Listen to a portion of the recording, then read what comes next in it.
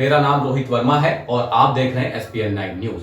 क्या ऐसा अक्सर नहीं होता कि चर्चा भगत सिंह की छिड़े और बात थोड़ी आगे बढ़ते ही गांधी तक जा पहुंची हो। लेकिन ऐसी कितनी ही चर्चाएं प्रायः एक ऐसे मोड़ पर खत्म होती देखी जाती हैं जहां महज 23 साल के नौजवान भगत सिंह की अद्भुत शहादत का गुमान और एक बूढ़े गांधी द्वारा उसे बचाए ना जा सकने की शिकायत एक साथ मौजूद होती है। भगत सिंह पर बनाई गई बम्बैया फिल्में हों या सोशल मीडिया पर युवाओं की जोशीली अभिव्यक्तियां, कई बार गांधी इनमें एक नकारात्मक भूमिका में दिखाई देते हैं। इतना तक कि मानो भगत सिंह के नायकत्व के बरकत से असली खलनायक ब्रिटिश हुकूमत ना होकर गांधी ही हो। यही वजह है कि ऐतिहासिक तथ्यों के साथ भारी छेड़छाड़ के इस विचित्र दौर में भगत सिंह बनाम गांधी के इस प्रचलित नैरेटिव का एक तटस्थ मूल्यांकन किया जाना बहुत जरूरी हो जाता है। सोशल मीडिया पर महात्मा गांधी और जवाहरलाल नेहरू के बारे में ऐसी कई बातें फैलाई जा रही हैं जिनका तथ्य से कोई लेना देना नहीं है। भारत का दक्षिणपंथी समुदाय गांधी और नेहरू को विलन साबित करने में लगा है। इसी कड़ी में कई सारी ऐसी झूठ फैलाई जाती हैं जिससे गांधी को विलन साबित किया जा सके। सोशल मीडिया के जमाने में लोग व्हाट्सएप और फेसबुक पर आए मैसेजों को सच मान लेते हैं और उसमें अपनी राय कायम कर लेते हैं। हम आपको गांधी के बारे में चलने वाले कुछ झूठ और उनके पीछे की सच्चाई बताएंगे। गांधी जयंती से 4 दिन पहले भगत सिंह की जयंती भी आती है। इन दिनों एक बात कहा जाना बहुत आम सी बात है कि गांधी जी ने भगत सिंह, सुखदेव और राजगुरु की फांसी रोकने की कोशिश नहीं की। लेकिन यह सच नहीं है। 7 अक्टूबर 1930 को भगत सिंह, सुखदेव और राजगुरु को फांसी की सजा सुनाई गई थी। उनकी फांसी के लिए 24 मार्च 1931 की तारीख तय की गई थी। कोल्ड ट्रायल और भूख हड़ताल की वजह से भगत सिंह और उनके साथी युवाओं के बीच काफी लोकप्रिय भी हो गए थे। गांधी उस समय भारत के सबसे बड़े नेता बन चुके थे। ऐसे में सबको गांधी से उम्मीद थी कि वो इस मामले में तुरंत ही कुछ करेंगे। 17 फरवरी 1931 को गांधी और इरविन के बीच समझौता हुआ। भगत सिंह के समर्थक चाहते थे कि गांधी इस समझौते की शर्तों में भगत सिंह की फांसी रोकना शामिल करे। गांधी ने ऐसा नहीं किया। इसकी वजह उन्होंने यंग इंडिया अखबार में लिखे लेख में बताई।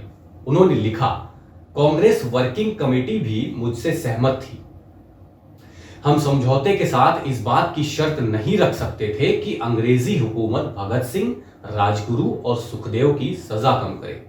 मैं वॉइसरॉय के साथ अलग से इस बात पर बात कर सकता था। गांधी ने वॉइसरॉय से 18 फरवरी को अलग से भगत सिंह और उनके साथियों की फांसी के बारे में बात की। इसके बारे में उन्होंने लिखा, मैंने इरविन से कहा कि इस मुद्दे का हमारी बातचीत से संबंध नहीं है। मेरे द्वारा इसका जिक्र किया जाना शायद अनुचित भी लगे, लेकिन अगर आप मौजूदा माहौल को बेहतर बनाना चाहते हैं तो आपको भगत सिंह और उनके साथियों की फांसी की सजा खत्म कर देनी चाहिए। वॉइसरॉय को मेरी बात पसंद आई। उन्होंने कहा, मुझे खुशी है कि आपने इस तरीके से मेरे सामने इस बात को उठाया है।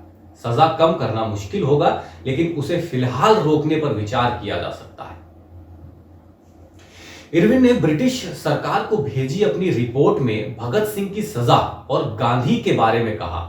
गांधी चूंकि अहिंसा में यकीन करते हैं, इसलिए वो किसी की भी जान लिए जाने के खिलाफ थे, मगर उन्हें लगता था कि मौजूदा हालात में बेहतर माहौल बनाने के लिए ये सजा फिलहाल मुलतवी कर देनी चाहिए।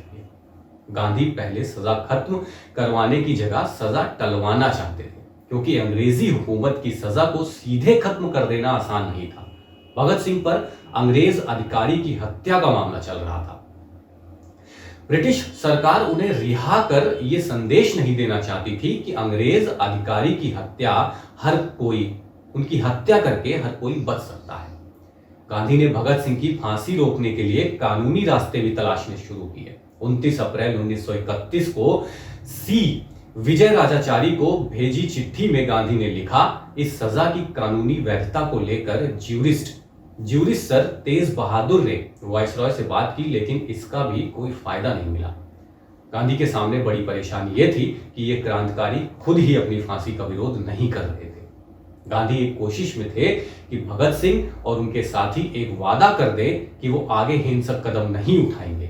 इसका हवाला देकर वो अंग्रेजों से फांसी की सजा रुकवा लेते, लेकिन ऐसा नहीं हुआ। 19 मार्च 1931 को गांधी ने इरविन से फिर भगत सिंह और उनके साथियों को लेकर बात की। इरविन ने गांधी को जवाब देते हुए कहा, फांसी की तारीख आगे बढ़ाना, वो भी बस राजनीतिक वजहों से, वो भी तब जबकि तारीख का ऐलान हो चुका है, सही नहीं होगा। सजा की तारीख आगे बढ़ाना अमानवीय होगा। इससे भगत, राजगुरु और सुखदेव के दोस्तों और रिश्तेदारों को लगेगा कि ब्रिटिश सरकार इन तीनों की सजा कम करने पर विचार कर रही है। गांधी ने इसके बाद भी कोशिश जारी रखी। उन्होंने आसिफ अली को लाहौर में भगत सिंह और उनके साथियों से मिलने भेजा। वो बस एक वादा चाहते थे कि भगत सिंह और उनके साथी हिंसा का रास्ता छोड़ दें, इससे वो अंग्रेजों के साथ बात कर सकेंगे।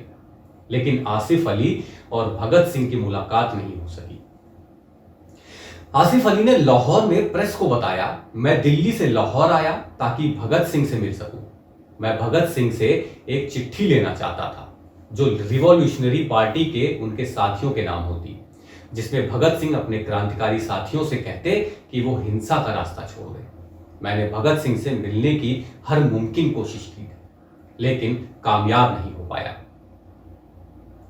एक और झटका लगने के बाद भी गांधी कोशिशों में लगे रहे।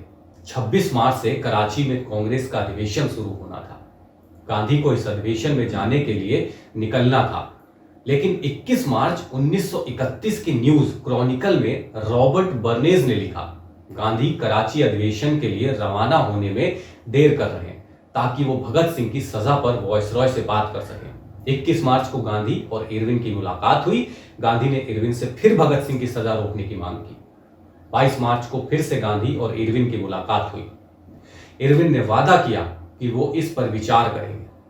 23 मार्च को यानी फांसी की तारीख से एक दिन पहले गांधी ने इरविन को एक चिट्ठी लिखकर कई कारण गिनाए और इस सजा को रोकने की अपील की। लेकिन 23 मार्च की शाम को सजा की मुकर्रर तारीख से एक दिन पहले भगत सिंह और उनके साथियों को फांसी दे दी गई।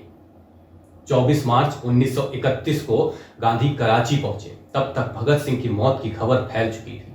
वहां खड़े नौजवान भगत सिंह जिंदाबाद और गांधी के विरोध में नारे लगा रहे थे। उन लोगों का आरोप था कि गांधी ने जानबूझकर भगत सिंह को नहीं बचाया। गांधी ने अपने भाषण में इस बात का जिक्र किया। उन्होंने कहा, किसी खूनी, चोर या डाकू को भी सजा देना मेरे धर्म के खिलाफ है। मैं भगत सिंह को नहीं बचाना चाहता था। ऐसा शक करने की तो कोई वजह ही नहीं हो सकती। मैं वायसरॉय को जितनी तरह से समझा सकता था मैंने समझाया। मैंने हर तरीका आजमा कर देखा।